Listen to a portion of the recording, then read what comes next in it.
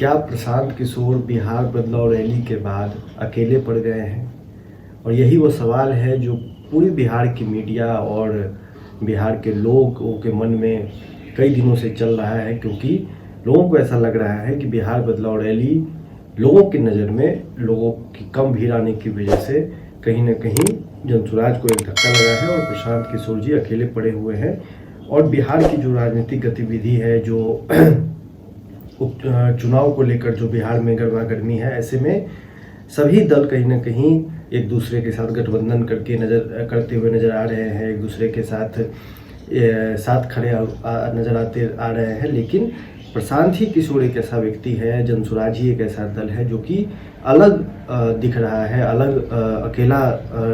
खड़ा दिख रहा है। और ऐसे में लोगों को लग रहा है कि प्रशांत किशोर जी क्या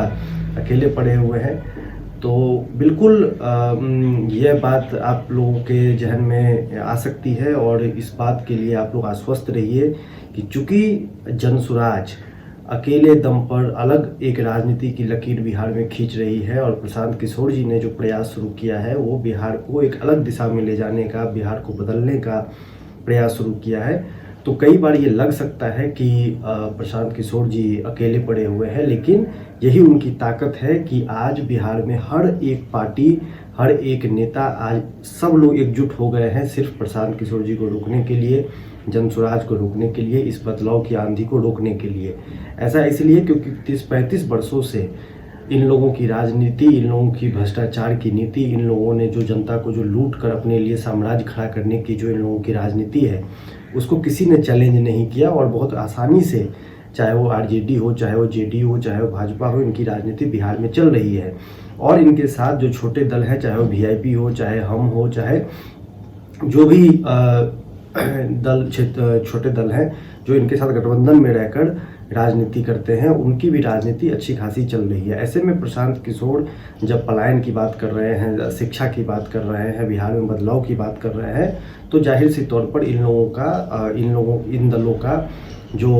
मनोबल है वो गिर रहा है। इन लोगों को लग रहा है, इन लोगों को खतरा प्रशांत किशोर जी से महसूस हो रहा है और इसीलिए ये सभी दल मिलकर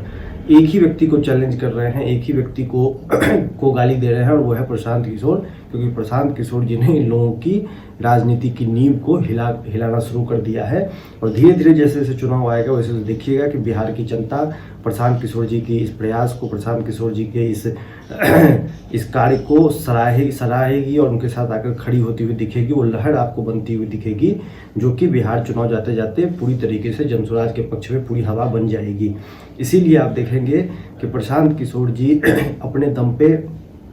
अपने प्रयास से बिहार को बदलने का प्रयास कर रहे हैं। और जितनी पार्टियां हैं सबको मिर्ची लग गई है, जितनी पार्टियां हैं सब एकजुट होकर प्रशांत किशोर जी को गाली दे रही है, प्रशांत किशोर जी के बारे में अनाप शनाप बोल रही है, क्योंकि इनको भी अब खतरा हो गया है। सबने अपने तरफ से प्रयास करके देखा है, लेकिन किसी का प्रयास उस ढंग से बिहार के लिए नहीं हुआ है और सब लोग अपनी राजनीति के चक्कर में बिहार को जिन्होंने लूटा है, उन लोगों को अब प्रशांत किशोर जी से परेशानी होना तय है। इसीलिए प्रशांत किशोर जी मजबूती के साथ अपने कार्य में लगे हुए हैं और आने वाले दिनों में आपको बड़ी बड़ी सभाएं प्रशांत किशोर जी की बिहार के अलग अलग जिलों में होती हुई दिखेगी। और फिर 20 मई से प्रशांत किशोर जी की वो यात्रा भी शुरू हो रही है, जिसमें प्रशांत किशोर जी बिहार के 243 विधानसभा में जाएंगे और वहां पर भी बड़ी बड़ी सभाएं उनकी गाँवों में, पंचायतों में आपको होती हुई दिखेगी। इसलिए सभी लोग आश्वस्त रहिए कि जनसुराज बहुत ही मजबूती के साथ 2025 का जो चुनाव है उसको लड़ने जा रही है और मजबूती के साथ इसको प्रचंड बहुमत से जीतकर जनसुराज की बिहार में सरकार बनने जा रही है। अभी तक अगर आपने इस चैनल को सब्सक्राइब नहीं किया है तो सब्सक्राइब कर लीजिए और अपनी राय, अपने सुझाव कमेंट बॉक्स में जरूर लिखिए। फिर मिलते हैं अगली वीडियो में, तब तक के लिए जय बिहार, जय हिंद।